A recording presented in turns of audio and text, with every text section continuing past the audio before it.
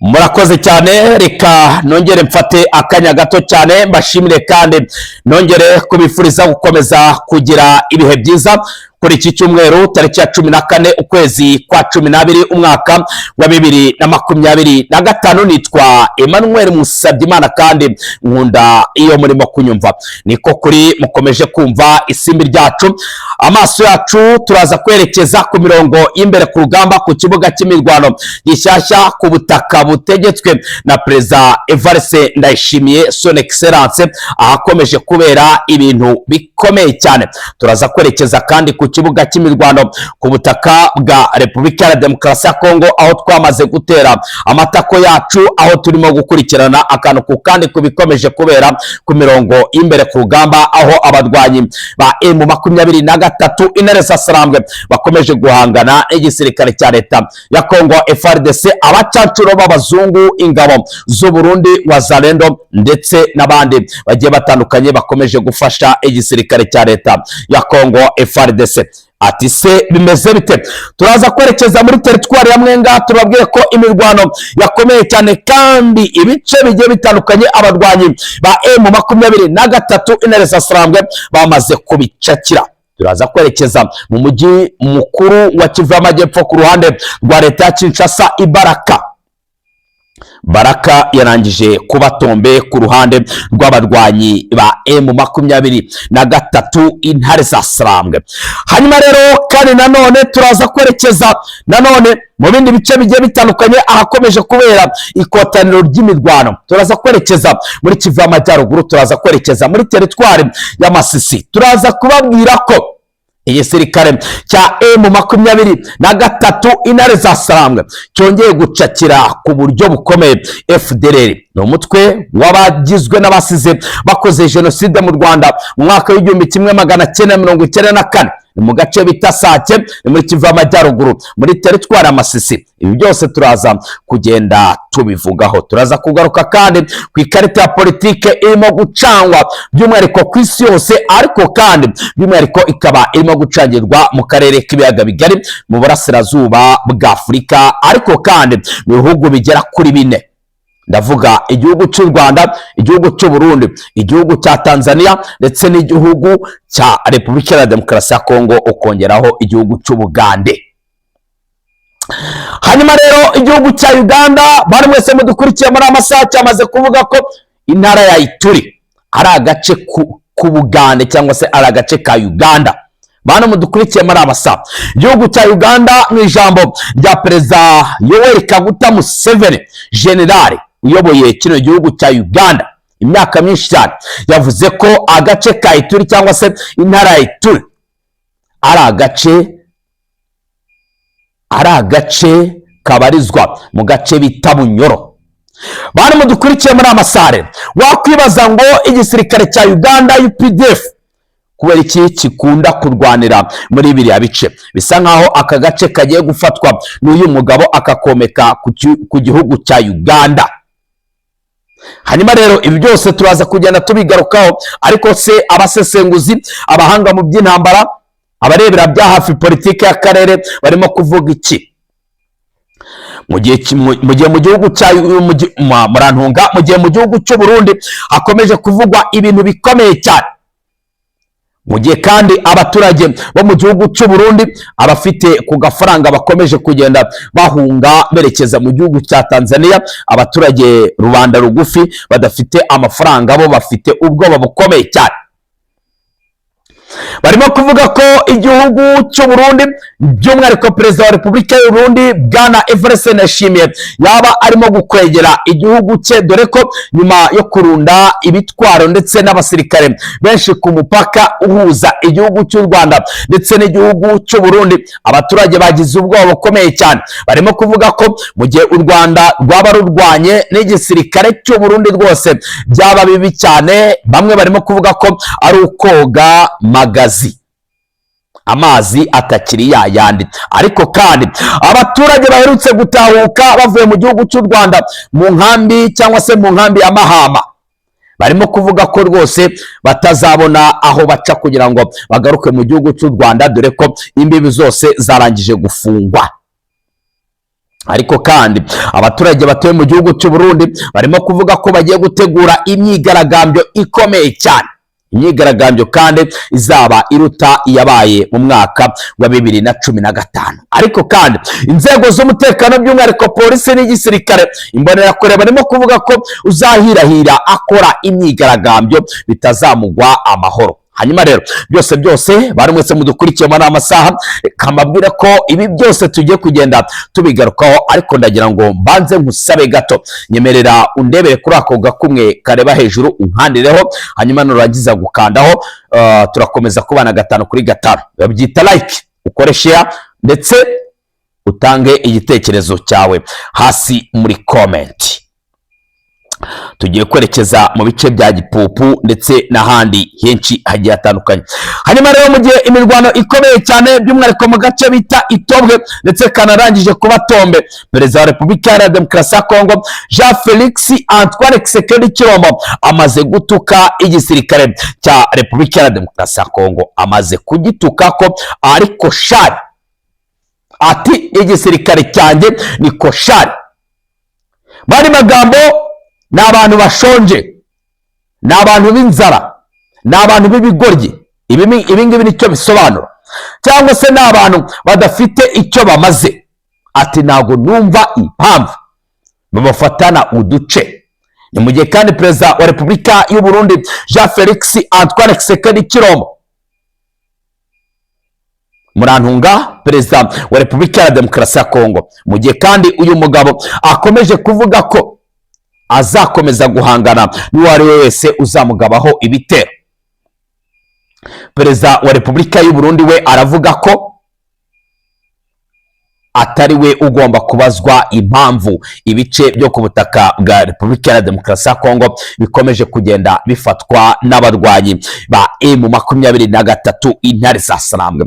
Hanyuma rero Perezida wa Repubulika y'u Burundi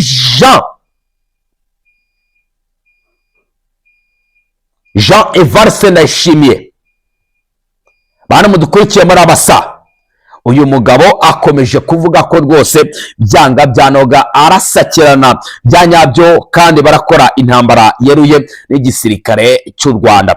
Hanyuma rero reka gato kugira ngo tugaruke kuri imirwano irimo kubera muri Mwenga, ndetse tugiye kubabwira uko byifashe muri santere bita Kamituga ndetse na santere ya Mwenga, Itobwe ndetse n'ahandi henshi hagiye hatandukanye, ndetse tubabwira abasirikare bamaze gufatwa miri by'umwihariko muri Mwenga.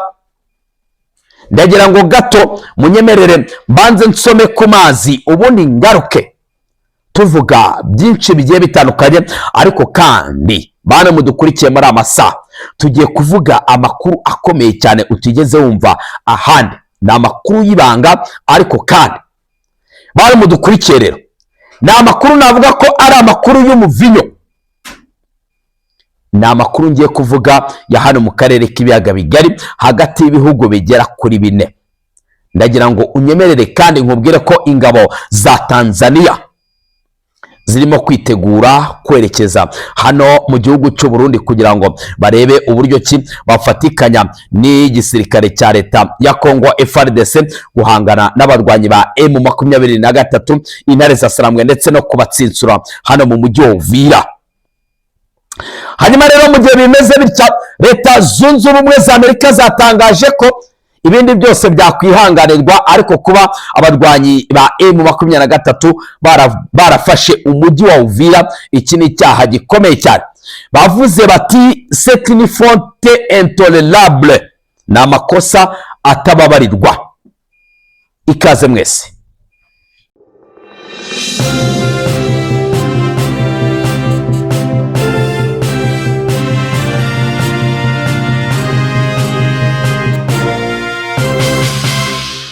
Koze cyane bari mwese mudukurikiye muri amasaha, reka twongere tubashimire kandi twongere kubifuriza gukomeza kugira ibihe byiza.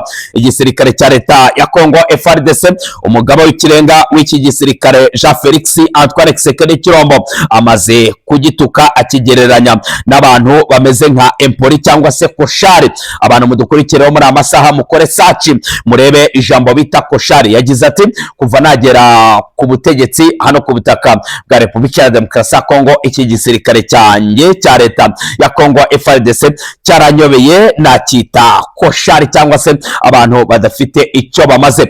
Ariko kandi bane mudukurikiye muri amasaha, ibisingi wabivuze, ni Perezida wa Repubulika ya Demokarasi ya Kongo. Nushaka kumenya byinshi ujye hirya no hino ku bitangazamakuru uraza kugenda ubibona. Hanyuma rero bane mudukurikiye muri amasaha, reka twongere twerekeze ku mirongo y'imbere ku rugamba ku butaka bwa Kongo, aharimo kubera ikotaniro ry'imirwano nyuma yuko abarwanyi ba M23 intare za Sarambwe bafashe umujyi wa Uvira. Tuvugana umujyi wa kabiri cyangwa se umujyi wa gatatu mu mijyi igize Kivu y'Amajyepfo, ahimuriwe ibiro bikuru by'umurwa mukuru wa Kivu y'Amajyepfo ku ruhande rwa leta ya Kinshasa, Baraka. Aka gace karimo gukozwaho imitwe y'intoki n'abarwanyi ba M23 intare za Sarambwe. Imirwano irakomeye cyane aka kanya, mvuze ko Baraka yabaye tombe ntabwo naba nibeshye, bigendanye nuko ndimo kubona urugamba. Bare mudukurikiye rero, reka tuve muri ako gace kubera ko nta makuru y'umuvinyo ahari, ahubwo reka twerekeze muri teritwari ya Mwenga. Amakuru rero arimo kutugeraho, kandi amakuru turimo guhabwa by'umwihariko n'imboni zacu by'umwihariko ziryamiriye amajanja hano muri teritwari ya Mwenga. Abarwanyi ba M23 intare za Sarambwe twirwanaho, MRDP Mouvement Révolutionnaire d'Unité du Peuple, bafatanyije n'abarwanyi ba M23.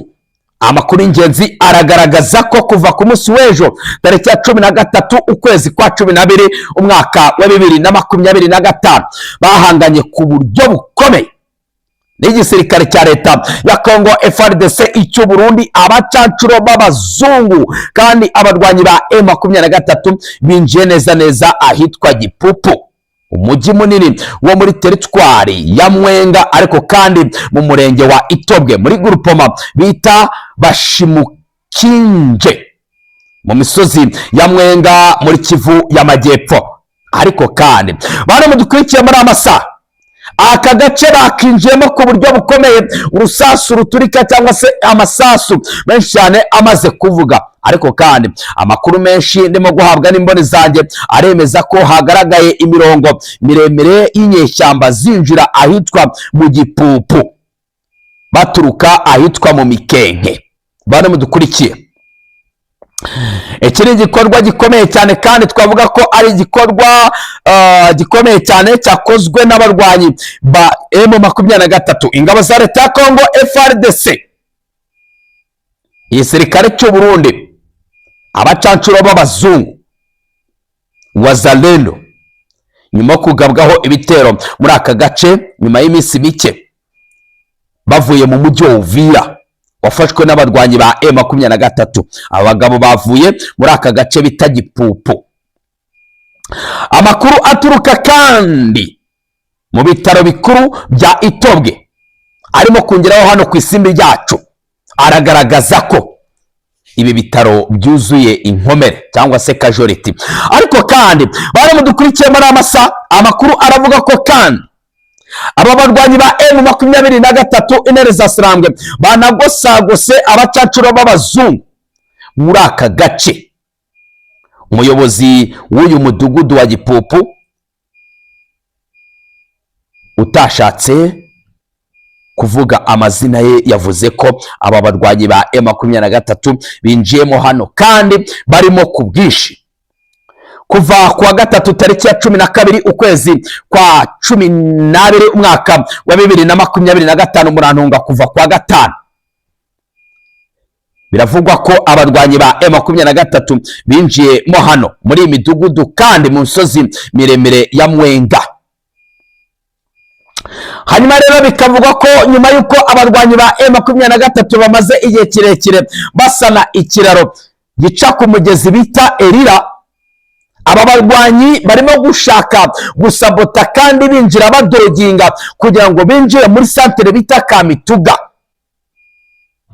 Amakuru ingenzi kandi aravuga ko abarwanyi ba M23 bamaze gushinga imbunda zirasakure by'umwihariko kandi bagiye kwerekeza cyangwa se bagiye gutangira kurasa by'umwihariko ku kibuga cy'indege gito cyane kiri hariya muri teritwari ya Mwenga, aho ingabo z'u Burundi zamaze gushinga imbunda ziremereye ndetse n'ibibunda birasakure, ndavuga ibimodoka by'amatoburende. Hanyuma rero bikavugwa ko rero abarwanyi ba M23 urugamba barwanye ahitwa muri Kamanyora barwana n'ingabo z'u Burundi zari ziri ku musozi bita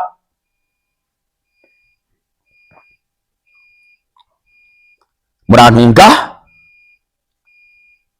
Amakuru y'ingenzi aravuga ko intambara igiye kubera hariya muri Mwenga, by'umwihariko muri Kamituga, ari imirwano ikomeye cyane igiye kuba nk'imirwano yabaye muri Kamanyora, ubwo igisirikare cya leta y'u Burundi cyarasaga muri Kamanyora, ariko kandi kibereye ku rya gatatu ku musozi wa Rugombo. Ubu tuvugana rero abarwanyi ba M23 biravugwa ko rero bagiye guhangana ku buryo bukomeye n'igisirikare cy'u Burundi, ariko kandi bari mudukurikiye muri amasaha nubwo bimeze bitya, ibintu bikomeje kugenda bifata indi ntera, by'umwihariko ku mirongo y'imbere ku rugamba. Ese bimeze bite? Ndagira ngo tugaruke kuri amakuru akomeye cyane. Ni amakuru navuga ko ari amakuru arimo kugenda aturuka ku mirongo y'imbere ku rugamba, by'umwihariko ku butaka bwa Kongo, nyuma y'uko perezida wa Repubulika Iharanira Demokarasi ya Kongo Jean Felix Antoine Tshisekedi Tshilombo atutse abasirikare be. Ndagira ngo nkubwire ibi bintu bikomeye cyane. Perezida wa Repubulika Iharanira Demokarasi ya Kongo Jean Felix Antoine Tshisekedi Tshilombo, nyuma yo gutuka abasirikare be, ibintu byamaze gufata indi sura. Ati byagenze gute? Bamwe mu basirikare bagiye batandukanye, by'umwihariko bakomakomeye, barimo kuvuga ko ibyo perezida wa Repubulika Iharanira Demokarasi ya Kongo Jean Felix Antoine Tshisekedi Tshilombo yakoze ibi bintu atari byo. Ibintu byamaze guhindura isura, by'umwihariko ku mirongo y'imbere ku rugamba. Bane mudukurikiye rero, reka gato mbanze nerekeze muri Kivu y'Amajyaruguru, ko kuri muri teritwari Masisi mu gace bita Sake, nyuma y'uko hamenyekanye ko muri aka gace harimo FDLR nyinshi.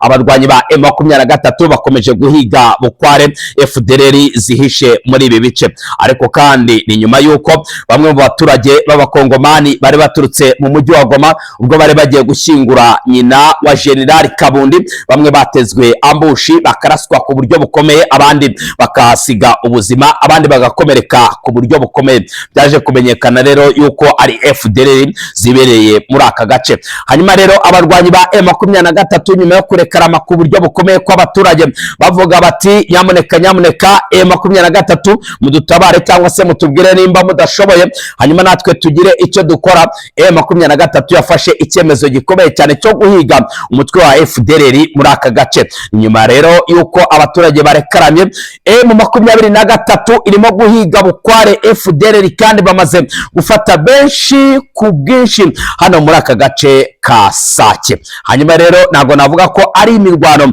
ikomeye cyane, ahubwo abarwanyi ba M23 barimo kubahiga ku buryo bukomeye. Reka rero tuve kuri ayo makuru, ahubwo twongere twerekeze aho bikomeje kubera. General Muzalendo Makanaki John yoherereje ubutumwa igisirikare cya M23 Intare za Sarambwe AFC muri Kongo. Uyu mugabo rero nyuma yo gukubitwa inshuro, by'umwihariko mu bice bigiye bitandukanye harimo Uvira, Sange, Ruvunge, Gatogota, bari mudukurikiye muri amasaha, uyu mugabo yoherereje ubutumwa bukomeye cyane M23.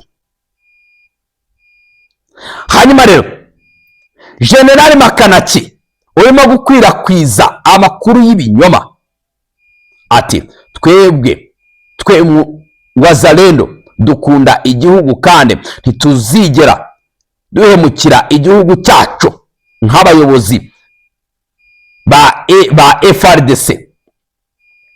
Yagize ati turi bazima kandi urugamba rurakomeje. N'amagambo uyu mugabo yoherereje abarwanyi ba M23 ndagenda nyavuga uko yayavuze. Ati tumaze igihe kinini dufata intwari, turi abamayimayi, umwanzi wacu ni igisirikare cy'u Rwanda. Uwo ni General Makanaki wa Wazalendo. Tuzarwana kugeza imperuka yo kubohora igihugu cyacu. Kubaho imakoro. General Makanaki, umuhungu wavukiye muri Kongo, avuga amagambo akomeye cyane. Yagize ati twebwe nk'abajenerali ba Kivu y'Amajyepfo kuri no tariki ya 14 ukwezi kwa 12 umwaka wa 2025, uyu mugabo yavuze ko umwanzi wabo ari igisirikare cy'u Rwanda, ariko kandi ubu butumwa abwoherereza abayobozi ba M23 Intare za Sarambwe. Wakwibaza ngo kubera iki ubu butumwa atabwoherereje igisirikare cy'u Rwanda RDF, ahubwo akabwoherereza abayobozi ba M23? Harimo amayobera. Ariko kandi yavuze ati twebwe nk'abajenerali ba Kivu y'Amajyepfo. Uyu mugabo ntabwo yigeze avugamo generali wa FARDC. Yavuze ati twebwe nk'abajenerali ba Kivu y'Amajyepfo harimo Generali Yakutumba, Generali Rene, Generali Kaduyi, Generali Makanaki, Generali Ngoma Nzito, Generali Lengitime Defense, Generali Nyerere. Ati twebwe twiteguye guhana aba barwanyi ba M23 Intare za Sarambwe. Bane mudukurikiye rero ibintu bisa nkaho bigiye gukomera cyane. Ariko se bane mudukurikiye, nagira ngo munyandikire hasi muri comment. Uyu mugabo wakubitiwe za Gatogota, agakubitirwa Ruvunge, agakubitirwa Runingu, agakubitirwa Sange, agakubitirwa Kiriba, agakubitirwa muri Uvira, uyu mugabo arakora iki? Bamwe bati uyu mugabo ni ugukanga, abandi bati uyu mugabo arashoboye, abandi bati uyu mugabo ntashoboye. Bane mudukurikiye muri amasaha bisa nkaho ibintu byamaze gukomera cyane. Ariko kandi reka gato cyane mbere ko twerekeza mu gihugu cy'u Burundi, ndagira ngo mbabwire ko mu gihugu cy'u Burundi ibintu byamaze gukomera cyane birenze uko ubitekereza. Inzara iravuza ubuhuha.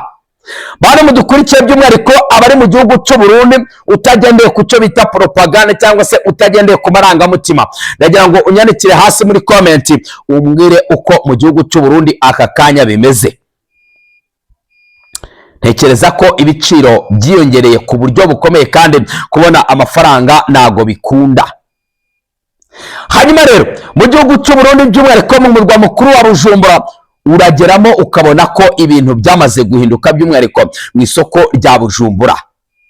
Abaturage bajyaga guhahirayo by'umwihariko baturutse ku butaka bwa Repubulika ya Demokarasi ya Kongo. Abarwanyi ba M23 batangaje ko bagiye gukora isoko mpuzamahanga by'umwihariko rizaza rihahirwamo n'abantu benshi bagiye batandukanye. Ati tugiye kubakorera isoko hano muri Uvira, kandi isoko rizajya riremwa n'abantu baturutse mu gihugu cy'u Rwanda by'umwihariko ahitwa za Bugarama. Bane mudukurikiye muri amasaha rero bisa nkaho ibintu bigiye gukomera cyane. Ati byagenze gute? Mu gihugu cy'u Burundi, nyuma yuko umupaka uhuza igihugu cya Repubulika ya Demokarasi ya Kongo ndetse n'igihugu cy'u Burundi bita Kavimvira ufunzwe, nyuma yuko kandi igisirikare cya leta y'u Burundi bakirunze ku mupaka uhuza igihugu cya Repubulika ya Demokarasi ya Kongo ndetse n'igihugu cy'u Burundi, abarwanyi ba M23 ibyuma by'ubwirinzi barangije kubihashinga da.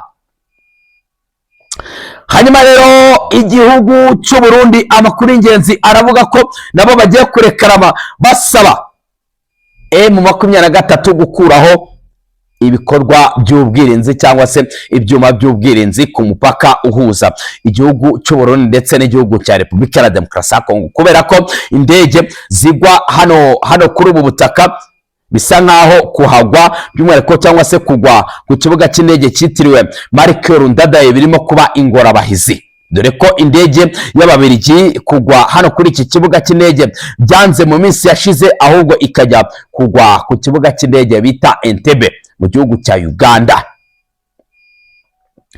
Hanyuma rero kugira ngo mvire rimwe ku gihugu cya Uganda, perezida wa Repubulika ya Uganda Yoweri Kaguta Museveni arimo araca amarenga ko Ituri iri mu gihugu cya Uganda cyangwa se Ituri ari agace ka Uganda.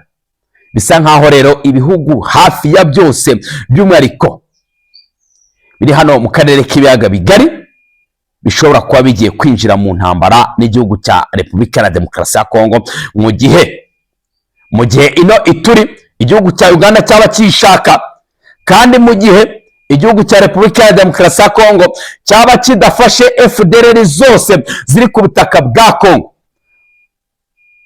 igihugu cya Repubulika ya Demokarasi ya Kongo gishobora kwisanga mu ntambara n'igihugu cy'u Rwanda. Ariko kandi mu gihe igihugu cy'u Burundi cyakomeza imigambi myinshi yo kugaba ibitero ku gihugu cy'u Rwanda, igihugu cy'u Burundi gishobora guhirahira cyangwa se kikibeshya cyangwa se umusirikare wacyo agakora amakosa akomeye cyane batanamutumye akarasa ku butaka bw'u Rwanda.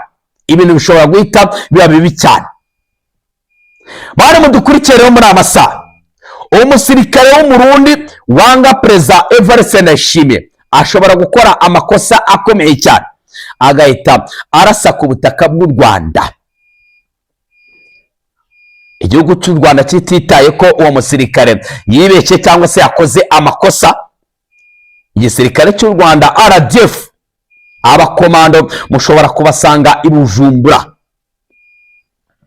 Ariko kandi murabyumva ko twinjiye i Bujumbura, ubwoba ni bwose ku baturage by'umwihariko bakora hano mu mujyi wa Bujumbura, kandi barimo kuvuga ko akazi byanze, imirimo byanze, by'umwihariko abakora ibikorwa by'ubucuruzi. Barimo barasaba perezida Evariste Ndayishimiye, ariko kandi mu mutima, kuko nta wabihingutsa, ati nyakubahwa watwemereye ukagirana amasezerano by'umwihariko n'igihugu cy'u Rwanda mugafungura imipaka ko inzara igiye kutumara. Ariko kandi barongera gusaba ko umupaka uhuza igihugu cy'u Burundi ndetse n'igihugu cya Repubulika ya Demokarasi ya Kongo akavimvira wafungurwa. Hanyuma rero barimo kwandika ubutumwa bashyira ku mbuga nkoranyambaga bavuga bati wenda Leta Zunze Ubumwe za Amerika yabona ibi bintu hanyuma iyi mipaka igafungurwa. Ariko kandi u Rwanda ruvuga ko atari rwo rwafunze imipaka, mu gihe u Burundi buzemera gufungura imipaka rwose bazakureho bariyeri, nta kibazo abaturage bongere kuza ku butaka bw'u Rwanda. Leta Zunze Ubumwe za Amerika zikomeje kuvuga ko u Rwanda kuba rurimo kwirengagiza nkana mu masezerano basinyiye muri Leta Zunze Ubumwe za Amerika ari ikibazo gikomeye cyane. Ariko kandi u Rwanda rwo ruravuga ko rurimo kubahiriza aya masezerano.